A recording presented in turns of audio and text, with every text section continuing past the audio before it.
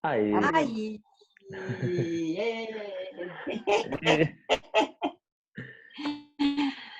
Essa Oi, Alzi. tecnologia, vou te contar, viu? que bom que deu Estamos certo. tendo que aprender na marra, né? Tudo bem? É. Daquilo que a Olha, gente vou não te contar, mas eu queria. aprendi tanta coisa. Sim. Bom, então vamos começar a nossa conversa. Vamos. Uma série que a Companhia Artesãos do Corpo resolveu fazer, porque nessa quarentena a gente começa a sentir saudades, começa a repensar todas as coisas que fizemos e que gostaríamos de continuar fazendo, né? A morte esteve muito perto dos assuntos, a gente toma consciência, né, da nossa finitude, que ela sempre esteve aí, mas dessa vez ela se apresentou, né, de uma forma muito... Então, a gente valoriza o quê? As pessoas que a gente gosta, as amizades que a gente cultivou tanto tempo, né?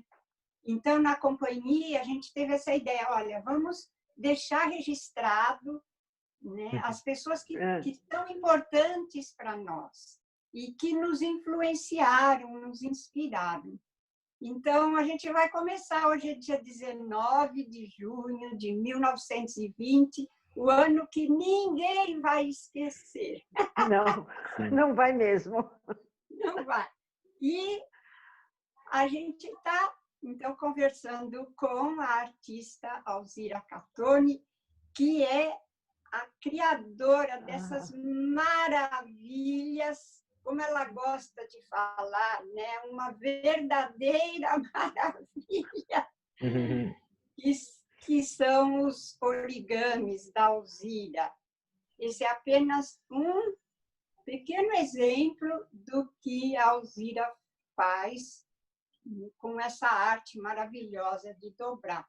Então, a gente está aqui, né, querendo ouvir você, Alzira, como que começou essa sua paixão e esse desenvolvimento da arte do origami na sua vida?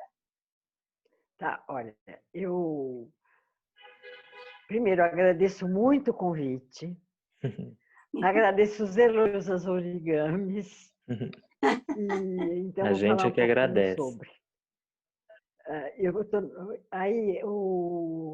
Eu costumo dizer que origami é só papel dobrado, porque atrás dessas dobras, desdobras, e dobra outra vez e vinca, tem muita coisa. O origami tem muita coisa por trás. Então, eu vou dar alguns exemplos.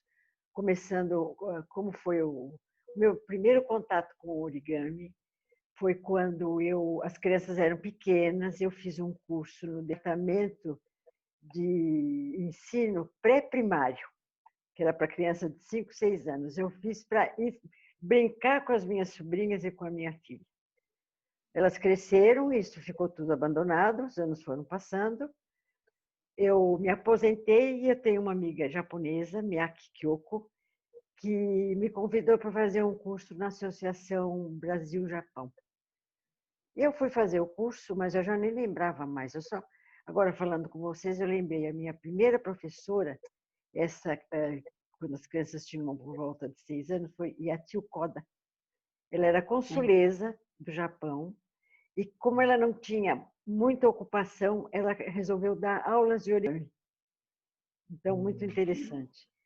Aí eu fui para a Associação Brasil-Japão, fiz um curso básico, mas eu comecei a prestar atenção que a gente entrava, fala muito, todo mundo um pouco agitado, e quando saía as pessoas, 1h30 de aula, as pessoas estavam mais calmas, mais tranquilas.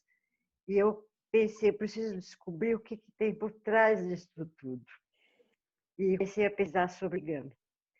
À medida que eu fui ampliando meus conhecimentos na prática do origami, eu fui ampliando as minhas pesquisas.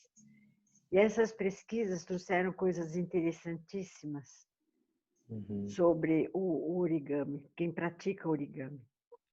Porque ele acalma, ele diz, você tem que ficar atento, porque senão você começa a estragar papel, porque o papel tem memória, errou, você tem que jogar fora. E a atenção é um meio, ou eu poderia dizer, meio caminho andado para a concentração. Ele é a única arte que você usa as duas mãos, a esquerda e a direita, quase que simultaneamente. Ensina que você não deve pular etapas, porque se você pular etapas, você perde você não consegue fazer um origami, porque as etapas são assim, elas são numeradas. 1, 2, 3, tem origamis que tem 50 dobras, 60 dobras. Então, você tem que obedecer essa ordem. Você não pode pular etapas. E tem uma simbologia. Essa simbologia, para você fazer o origami, são os esquemas, ela foi desenvolvida em 1930 por um japonês, Akira, e um americano, e se tornou uma simbologia universal. Então, independe do livro que você consultar, essa simbologia é sempre a mesma. Então, deixa eu ver, não pular etapas, prestar muita atenção nos detalhes, porque se você não presta atenção no detalhe, você não consegue representar o que você quer caracterizar. Dando um exemplo, cachorro. Cachorro são várias as raças. Você vai fazer um policial e vai fazer um bacê, você precisa prestar atenção nisso aí. Concentração, trabalhar com as duas mãos, ele acalma, ele é usado em vários campos do conhecimento humano, na geometria, na ciência, na aerodinâmica, em desenho de joias, porque é mais fácil você fazer em origami e depois representar na maneira que você quiser, o que você precisar. E isso aí é muito interessante, porque eu usei o origami em duas situações. Uma, ensinar yoga para crianças, tendo como base o origami. E a outra, uma brincadeira baseada no Tai Chi, 2 horas brincando com crianças, onde também o origami era suporte. Ensinava o origami quando fosse no yoga. Eu ensinava, por exemplo, a postura do cachorro. Mas eu ensinava primeiro no origami, depois eu orientava as crianças a fazerem o asana. Que ideia maravilhosa. Que demais! E 2 horas brincando com crianças, também baseada nos princípios do Tai Chi, de expansão e recolhimento. A expansão era a Jane Cook que dava, ela era professora de Tai Chi, porque formada em educação física. Então, as brincadeiras a Jane dava. Às vezes baseada no origami que eu já tinha ensinado, e às vezes depois da brincadeira eu ensinava o origami. Um exemplo assim era o Escravos de Jó, que a gente joga com pedrinhas. A gente fazia coroa e as crianças brincavam, só que no final da brincadeira o origami estava todo desmanchado. Mas foi uma experiência assim muito, muito gratificante. Depois, que mais? Dei muita aula de origami, dei muitas oficinas. Ensinei origami, parece incrível, mas no Parque Ibirapuera, ao ar livre, devia ter mais ou menos, eu não sei quantas pessoas, mas tinham muitas pessoas. No Parque da Aclimação, isso foram, então, oficinas abertas. Né? E as outras foram na Palas Atena, Livraria das Cidades, na Livraria da Unesp. Nos Sescs, né? Então, e Alzira, como que você contou para nós uma vez também a história dos tsurus, né? Como que é essa história? Olha, o tsuru é símbolo do origami e ele simboliza a paz. Tá. E, então tem uma história. Você, quando quer desejar paz para uma pessoa, prosperidade, saúde, você oferece um tsuru. Tem uma história lindíssima da Sadako. A Sadako, quando tinha 2 anos, sofreu, foi quando foi bomba, soltaram a bomba em Hiroshima, e a Sadako sofreu todos aqueles problemas seríssimos de saúde. Mas ela sobreviveu quando tinha 12 anos. Ela foi fazer uma prova de ciclismo e ela desmaiou. Foi levada para o hospital e foi constatado que ela estava com leucemia. Ela ficou muito triste, começou a fazer origami, fazer tsuru, porque ela queria ter a saúde restabelecida. Ela não queria que nunca mais acontecesse o que tivesse acontecido no Japão. Mas ela não conseguiu terminar, ela faleceu antes de terminar os 1000 tsuros. Os 1000 tsuros, sempre a gente faz com um objetivo, né? Faz 1000 tsuros e põe num fio. Ela fez 964 tsuros e faleceu. Aí as colegas de classe se uniram e terminaram a corrente. O prefeito de Hiroshima encampou essa ideia das crianças, construiu uma ogiva onde tem a estátua da Sadako em cima, com os bracinhos abertos, segurando as asas do tsuru. E se você mandar para o Japão essa corrente de 1000 tsuros, você manda para a prefeitura, eles colocam nessa praça, nesse espaço, onde chegam tsuros do mundo inteiro, e ainda mandam uma carta agradecendo por você ter enviado os tsurus. Que lindo. Eu acho muito linda essa história. Muito lindo, muito lindo. Alzira, deixa eu te fazer uma pergunta. Você estava falando, né, dessas suas experiências com arte e educação através do origami e conectada com a prática corporal da yoga e do tai chi. Você sente um diálogo, você percebe um diálogo entre essas 3 artes? Que maneira que você relaciona você como praticante, como de yoga e de tai chi, e você como artista e arte educadora fazendo origami para expor e para ensinar? Eu vou colocar primeiro em relação ao yoga, com as crianças. As crianças tinham de 8 a 11 anos. E o processo dela fazer o origami acalma. E desperta o interesse, porque fez o cachorro, fez a cobra, ela vai representar no corpinho o que ela fez no papel. Então, acalma a criança e dá uma perspectiva para ela eu não sei, não é bem a semelhança do que ela pode fazer, o que o papel faz, o que ela pode representar. Isso foi na aula de origami, de yoga. No Tai Chi. O Tai Chi era muito interessante, porque essa temática de expansão e recolhimento. O origami recolhe você. Ele recolhe, você tem que se concentrar, você tem que perceber as dobras, você não pula etapas. Então, aliado ao movimento que a Jane dava, os exercícios que ela dava, combinado com o origami. Então, ela dava as crianças ficavam eufóricas com aquela brincadeira. Aí sentavam, faziam o origami, e elas iam acalmando. E no final, acho que em todas esses jogos, o final era feito um barquinho. As crianças faziam um barco.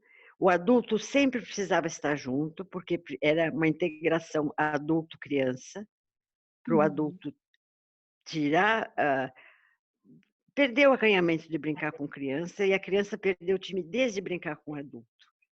Então, era feito um barquinho, a criança deitava, o adulto deitava e punha no peito o barquinho. E era a hora do relaxamento.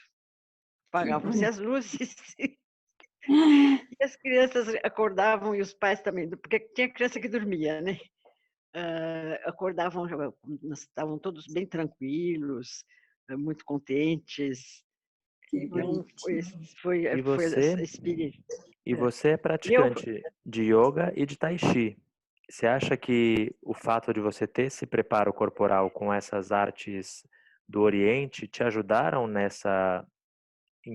na realização do ajudaram, teu origami? ajudaram muito. Olha, ajudaram muito, porque quando eu comecei a fazer, foi mais ou menos simultâneo. Eu comecei a fazer yoga e começar a fazer origami. Yoga eu fiz durante 2 anos com uma aluna, depois fiz um curso de capacitação, que eles chamam. Eu não lembro mais quanto tempo foi. E aí eu fui convidada para dar aula. Então, você, na prática do origami, você desenvolve muita coisa, né, Anderson? Uhum. Muita. A atenção, a concentração, a respiração. Você se acalma através da respiração. Então, isso tudo me ajudou na prática do origami. Quer dizer, eu já tinha eu acho que foi meio simultâneo, mas já trazia alguma coisa do sossego, sabe? Da calma. E depois foi desenvolvendo mais. O Tai Chi é muito interessante, porque o Tai Chi, eu tenho um problema, porque acho que já na outra entrevista vocês viram, como eu sou disléxica, um problema seríssimo de direita e esquerda. E esse problema foi resolvido quase, praticamente com o início do Tai Chi. Eu não Olha, precisava mais a mão, sabe? Aqui para a ah, esquerda, aqui para a direita. Às vezes demora um pouquinho, mas na cabeça eu já resolvo se é para a esquerda e para a direita. E acredito que isso aliado à prática do origami, porque você trabalha com as duas mãos, também tenha facilitado eu resolver este problema. Tai Chi, deixa eu ver o que mais que eu posso ligar o Tai Chi, respiração. Completar o movimento. Você não faz um movimento no Tai Chi, você encolhido. Quando você faz um movimento, você faz até a pontinha dos dedos da mão. sim. É como o origami, você tem que fazer completo, você não pode fazer pela metade. Tai Chi tem muito detalhe, o origami tem muito detalhe. Isso tudo agora eu estou aliando agora, porque não tinha pensado nisso. Que bom, que bonito. Nós, na companhia Artesãos do Corpo, num determinado momento, fomos alunos da Alzira.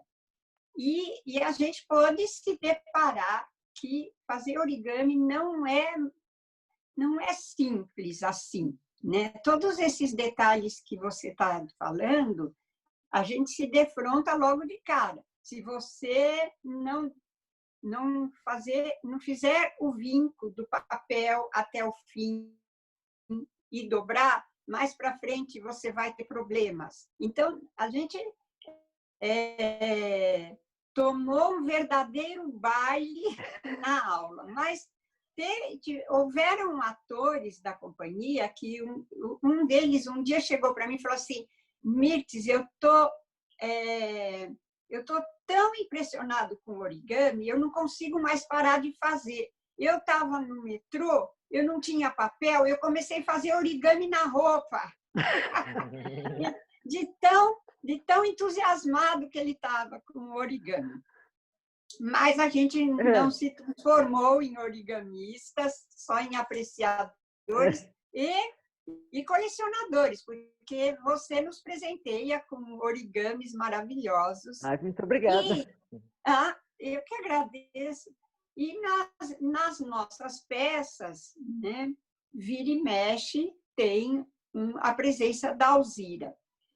Eu acho que um momento que o origami entrou muito fortemente, sua arte, numa peça nossa, foi no Formas que o acaso e o vento dão às nuvens, que nós colocávamos o origami no asfalto, e arrumava um jeito de colocar ele em pezinho no meio da peça, e as pessoas elas vinham andando e quase quando elas chegavam em cima do origami, que elas viam que elas não queriam pisar e elas faziam pulavam e alguém que pisasse ficava, ai, me desculpe. Então, assim, a gente foi a primeira intervenção urbana com os seus origamis, assim, mais explicitamente, foi nessa peça, nem sei quantos anos atrás, né? Que nós estamos fazendo 21 anos, e então já estou me perdendo também. Praticamente o tempo eu conheço vocês, porque uns 20 anos eu conheço vocês. 20 anos, Quando você né? falou das peças, eu lembrei de 20 anos. Eu lembrei de uma apresentação que vocês fizeram, que tinha um balaio cheio de flores. Eu não lembro se vocês usaram esse balaio ou se depois eu dei o balaio para vocês. Acho que Sabe que eu não você... lembro? Foi esse balaio de flores que a gente separou elas e cada um dos intérpretes entravam com 6 ou 7 Tá. e ia plantando no asfalto, né? Tentando Entrava com bolo, né? fazer brotar do asfalto essa delicadeza, né? E era esse o nosso objetivo com essa ação, né?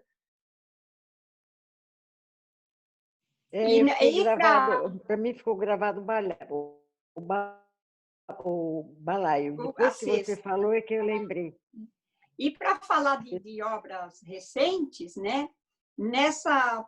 Na mais recente criação da companhia, que é A Garça Canta com Tristeza, teve uma intérprete, a Dawn, que, sabendo, ela é a pessoa que entrou mais recente na companhia, e ela viu os origamis e ficou sabendo dessa ligação, e ela queria fazer, porque queria fazer um origami de um tsuru imenso que ele ia abrir em cena. E a Alzira ficou louca com a Dom, que fazendo vários testes para que aquele origami abrisse em cena aberta, assim, né? Com o público vendo e aquilo abrisse as asas, assim. Mas ficou mais o prazer da tentativa, não que não desse certo, mas que por questões técnicas do teatro e da sequência de cenas, a gente acabou não levando adiante. Mas o protótipo dele está lá guardado no estúdio. Ele é lindo. Porque eu tinha um problema técnico, um problema de material muito sério, porque o origami tinha que ser muito grande, porque ela é alta, ela tem uns braços compridos. Ela é muito alta. E o papel tinha que ser muito pesado, porque não aguenta. Ela é muito alta, os braços dela são grandes, ela tem uma abertura muito grande de braços. Então, o tsuru ia ficar ou muito pesado, que tinha que usar um outro papel, não podia nem ser papel craft, ou não dava mesmo para fazer. Mas ficou, valeu, como você disse, a experiência valeu muito. A pesquisa de papel, de tamanho, fazer um paralelo entre a altura dela, a largura, a envergadura das asas, né? Valeu muito. Mas olha, na companhia, Alzira, nada se perde. Aquilo pode voltar numa outra ocasião, né? A gente já viu cenas que eu chamo que ficam no vinagrete. Elas ficam lá. Dali um pouco, então vamos fazer, e aí sai. Né? Então, não é perdido. Né? Não é perdido. Que mais? Não é perdido. E, não sei, que mais? Então, voltando ao papel, Mirtz, o origami pode tornar-se uma atividade muito barata, mas muito, porque você pode fazer com papel, qualquer papel. Você pode fazer com jornal, você pode fazer com uma revista, papel de presente. Então, não existe aquela necessidade de você comprar um papel para praticar origami, a não ser que você vá uma coisa já profissional. Então, a escolha do papel é importantíssima. Porque eu não tenho certeza, mas acho que foi Miró que falava que a escolha vem do material. O que você vai desenvolver sai do material que você escolher. Então, o papel, nesse momento, é muito importante. o papel, ele tem de todas as gramaturas, de todas as estampas. O papel é uma invenção chinesa, não é uma invenção japonesa. Foi levada para o Japão e o origami foi desenvolvido no Japão e ele também foi se aperfeiçoando na fabricação de papel. Em relação ao papel, o ideal para você começar a ensinar é 15 por 15. Tá. Porque é um tamanho que não é muito grande e também não é muito pequenininho. Mas a gramatura do papel tem a ver com o tamanho do origami. Porque você não pode fazer um origami muito pequenininho com papel que tem gramatura alta. Porque você tem que usar um papel japonês, eles chamam de washi o papel. E a gramatura alta para o origami grande, porque senão ele não fica estruturado. Você não consegue. Sim. O único papel que eu não aconselho é cartolina. Porque quando você marca a cartolina, ela cria uns dentes na dobra. Então, a cartolina não serve. Não serve. Não. Nós tínhamos, no final de 2019, a gente tinha uma ideia, que não está abandonada ainda, né? De fazer com que a sala do estúdio, que a gente ensaia, acolha exposições, rodas de conversa, e tínhamos combinado, não, a primeira exposição vai ser de origami, porque você já fez várias exposições encantadoras de samurais, então eu queria que você contasse um pouco sobre essas exposições que você já fez. E que nem diz o Ederson, elas conversam com a cidade, porque elas ficam expostas no metrô, em vários... Aí, se quiser falar um pouquinho delas, que eu lembro que, como a gente se conhece há muito tempo, de você me falar, eu estou pesquisando os samurais, porque eu vi um livro assim. Sim, é uma coisa muito bonita, né? Então, se você pudesse... Não, olha, os samurais foi... Só queria pedir para a Alzira também falar da exposição das crianças, dos brinquedos, né? Que são... os brinquedos foi a última. Então, eu vou falar primeiro dos samurais, depois eu falo dos brinquedos. Tá bom. O samurais foi o seguinte, 100 anos da imigração japonesa, foi 2008. Eles formaram uma comissão para selecionar trabalhos que estivessem ligados à cultura japonesa. Eu mandei um projeto de fazer fazer samurais em origami, mas origamis grandes, não samurai pequenininho. E esse projeto foi aprovado. E então, com a aprovação dele, eu tive o direito de usar o selo da imigração, que foi criado para aquele ano, em toda a minha correspondência, em toda exposição que eu fizesse. Aí eu fiz a exposição sobre os samurais em origami. Ela ficou 6 meses circulando. Ficou no CPTM, depois voltou para o metrô, depois mudou de estação de metrô. E depois de 6 meses, eu ofereci para a Casa Brasil-Japão, que fica ali no Ibirapuera, para ver se eles queriam um acervo, porque eu não queria desmanchar a exposição, porque ia perder o sentido. Mas em relação às pesquisas, eu fiz muita pesquisa sobre samurai, muito. Aí eu ia no Bunkyo assistir filme de samurai. E o porteiro dizia para mim, falado em japonês, né? A senhora entende? Não, eu não entendo, não tem importância, mas eu quero assistir. Ele fazia assim com o ombro, como quem diz, né? Imagina, assistir. Porque eu queria ver se eu conseguia captar o espírito do samurai para passar nas festas que eu ia fazer, que eu estava preparando, né? E aí, voltando para a Casa Brasil-Japão, o acervo aceitou essa exposição e aceitou também a exposição de kimonos. Então, são 2 exposições que tem. Sim. Continua aí eu falando que eu vou pegar, porque eu esqueci, mas pode continuar falando. Aí, se alguém tiver interesse em ver a exposição de kimono, e entra em contato com a Casa Brasil Japão. A Uhum. exposição mais recente que eu fiz foi sobre brinquedos tradicionais japoneses. Deixa eu ver o que a Mirce está trazendo aí. É um brinquedo ou é um Ó, samurai? quero mostrar. Esse é o invólucro que ela entregou, dando para ver, né? Esse é como se fosse o pacote, né? Que eu não tive coragem de desmanchar, porque o pacote já era muito bonito, né? E aí, aqui dentro, vem, então, Que tem... essa Kimonos. maravilha, dos kimonos. né? Que é, olha só, este trabalho. Que lindo. Então, é lindo, é muito lindo.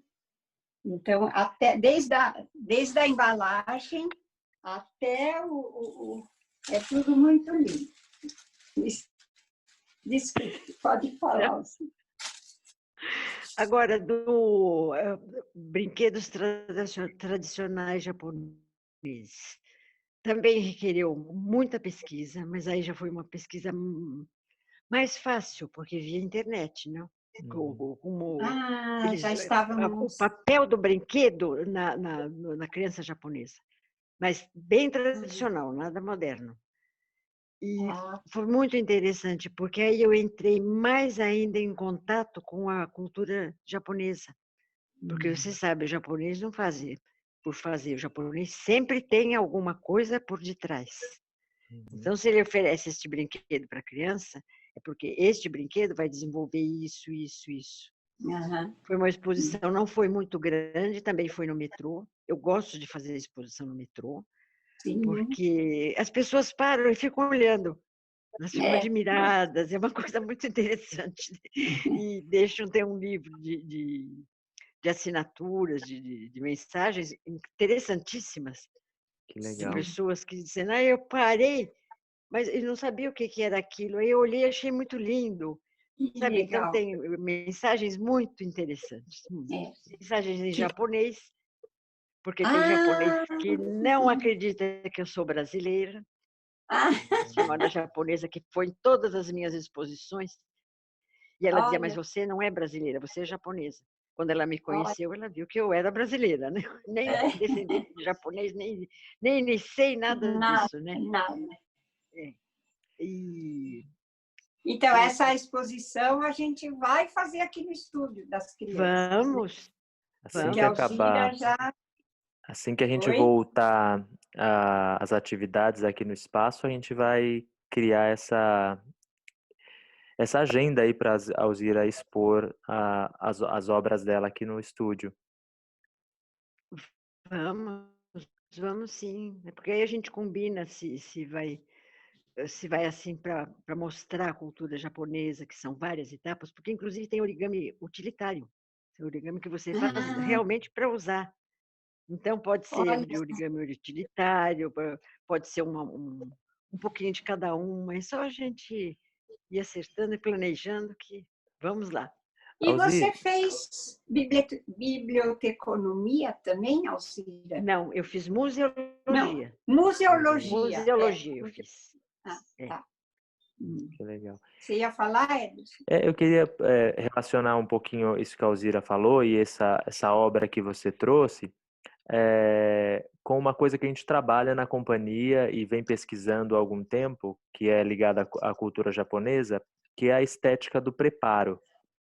Então, né, esse cuidado que você traz, né, ao embalar sua obra de uma maneira poética e cuidadosa, né? Não sei se você poderia falar um pouquinho sobre isso, sobre a estética do preparo, né? Como você prepara o teu espaço para criar o seu origami, da mesma maneira que a gente prepara o nosso espaço para a dança, né? E essa coisa do oriental, do japonês, de preparar os espaços para a criação. Eu achei muito bonito essa coisa que a Mirtz trouxe, né? Da maneira como você embala algo. Já é artístico, né? O preparo, o embalar, a maneira que vai ser entregue, tem todo um cuidado e uma delicadeza, né? Isso tem a ver com a cultura oriental e a maneira que a gente traz isso para a dança. Eu queria que você falasse um pouquinho sobre isso. Então, tem o seguinte, primeiro de tudo, é a delicadeza da cultura japonesa, que a gente acaba incorporando. Porque o japonês não dá nem o dinheiro na mão, assim. Ele sempre põe dentro do envelope. O presente, por mais simples que seja, sempre tem algum detalhe delicado. E se você sempre entrega com as duas mãos. Isso é uma coisa. O outro, o ambiente de trabalho. Tem uma tese eu não sei se é de mestrado ou se é de pós-graduação, a moça falou sobre o ambiente do artista. Então, é muito interessante, porque ela esvazia, tudo através de foto, né? Ela esvazia o seu ambiente e depois ela põe o que você, onde você trabalha. Onde eu trabalho. Agora estou trabalhando numa outra situação, porque estou trabalhando em casa. Mas tem que estar limpo. Onde eu vou trabalhar tem que estar limpo. Não pode ter papel, não pode ter lápis, não pode ter nada. Você tem eu tenho que limpar esse ambiente e lavar as mãos, sempre. Aí eu começo a trabalhar. Geralmente, eu crio na cabeça. É muito difícil fazer um esquema. Eu crio dentro da cabeça, eu falo, esse papel, mas vai ficar bonito se fizer desse jeito. E depois eu tento pôr em prática. Às vezes não dá certo, né? Porque na cabeça a gente cria tudo. Cria E o papel, tudo. eu tenho meu limite. E é essa delicadeza da cultura, né, deles. Nós somos todos encantados, né, com a cultura japonesa. Somos. Tanto que, de alguma maneira, nós nos ligamos a essa cultura e na companhia a gente, de um tempo, de uns 15 anos para cá, a gente tem como base treinamentos que são orientais, né? E uma verdadeira paixão mesmo porque a gente sabe o resultado, né? Que leva a uma limpeza mesmo, né? Essa ideia. Na aula do Toshi Sensei, você não faz nada antes de passar pano no chão. É a primeira coisa, é balde, pano de chão, tem uma maneira de torcer o chão e fica todo mundo de joelhos limpando o chão. Então, senão você não faz nada. Então, acho que você, o Toshi e a Michiko Kano, né, que é a professora de História da Ásia, que nos encantou com aquele elemento cultural humano, são as pessoas que a gente primeiro vai conversar, porque são pessoas que estão conosco, nos inspirando há todos esses anos, né? Então, acho que é isso, Alzira. Queria acho que fazer uma mais primeira gravação... Oi? Posso falar mais uma coisa? Eu lembrei agora, da Alzira, que ela fez uma exposição no Visões Urbanas, que é um festival que a gente organiza, e que eu acho que tem tudo a ver com a linguagem da companhia, né? Porque a Mirtz preza a questão da diversidade, de falar que não existe um bailarino igual ao outro, né? Não privilegia esse corpo padronizado. E eu lembrei daquela exposição que você fez no Visões, que chamava Multiplicidades, né? Você criou um monte Exato, de foi. origamis e você falava assim, e já falou hoje, né, que não existe um origami igual ao outro. Por mais que você tente fazer uma cópia, né, ou reproduzir, um vai sair diferente do outro, a dobra é diferente, a tua emoção na hora de criar é diferente. Eu acho que assim como o corpo, né, daí eu acho que a Mirtz também podia falar um pouco sobre isso, né, de como vocês duas prezam a diversidade e traduzem na obra de vocês que não existe um corpo igual ao outro, não existe um origami igual ao outro, né? Essa questão da individualidade e do múltiplo. Eu acho que E a aí, Alzira, em algum momento, já tinha falado isso, mas hoje me soou, eu até anotei aqui que o papel tem memória e o corpo tem memória também, né? E não existe o papel, ele pode ser igual, mas ele nunca é totalmente igual ao outro, né? E nem o origami, mesmo que você faça igual, que tenha uma sequência, ele tem uma personalidade. Eu acho que ter atores diversos na companhia, com corpos, né, diferentes, dá um sabor para as peças que a gente cria, porque cada um vem com seu depoimento, sua história de vida. Para mim, me interessa tanto a história de vida da pessoa como a arte que ela faz, né? E é engraçado porque a gente não tem esse na companhia, chama companhia, mas ela não é uma companhia como as companhias aí do capitalismo, né? Aliás, a gente é uma companhia, esse nome companhia, porque somos companheiros, né? E maravilha. nós só temos relação com as pessoas a longo prazo se tiver afeto. Só por profissional, na nossa companhia não existe isso, o profissional. Já sacrificamos muitas vezes a questão de essa pessoa não é assim um bailarino ou um ator, mas ela é uma pessoa na sua grandeza que vale a pena conviver com ela, né? Então, não sei se eu estou respondendo ou se eu estou só fazendo Está confusão. respondendo, está me explicando muita coisa. Está me ensinando. Mas acho que a diversidade é... E a gente, depois que conheceu a Alzira e foi ficando cada vez mais próximos, né? A gente também pegou com mania de papel. Aonde a gente vai, e vai assim, esse papel aqui, nossa, esse papel é maravilha. Que traz papéis maravilhosos para mim, quando vocês saem, quando vocês E vão traz viajar. Um papel canudo, não pode lindíssimo. amassar, e vem Não equilibrando pode amassar, não pode dobrar. Olha, eu vou contar só uma historinha sobre o papel. Você fica viciada na dobra. Eu, uma vez, fui para o Guarujá e chovia muito. Então, tinha uma fila enorme para atravessar a balsa. E eu peguei aquele papelzinho que você tem que entregar na cabine para atravessar, dobrei e joguei fora, pela janela. Aí, quando chegou na cabine, o Marco falou que deu o bilhete. Eu falei, eu joguei fora. Como você jogou fora? E ela falou assim, além de tudo, não é suja ismunda, que joga as coisas pela janela. Então, aí eu comecei a tomar cuidado com o que eu vou dobrar, porque essa foi uma lição muito grande. Sabe o que eu lembrei? Sabe o que eu lembrei? No filme Blade Runner, aparece o origami. Aparece o origami, né? E é um momento muito, como é que fala? Traz um que simbolismo, deixa a pessoa né? Ele deixa ali um origami, porque como é que fala? A inteligência artificial, ela talvez não tenha essa habilidade, né? De fazer um origami. Não sei.